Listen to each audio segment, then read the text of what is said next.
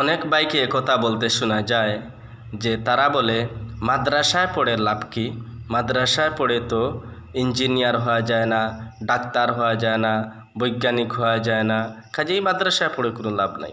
ওই ভাইয়ের সঙ্গে আমি বিনয়ের সাথে দ্বিমত করে বলবো, তাহলে ভাই স্কুল কলেজে পড়েও তো কোনো লাভ নাই, কারণ স্কুল কলেজে পড়েও তো এখানে মুফতি হওয়া যায় না, শাইখুল হাদিস হওয়া যায় না, মুহাদ্দিস হওয়া যায় না, পীর হওয়া যায় না। তাহলে আমার প্রশ্নের কি উত্তর দিবেন?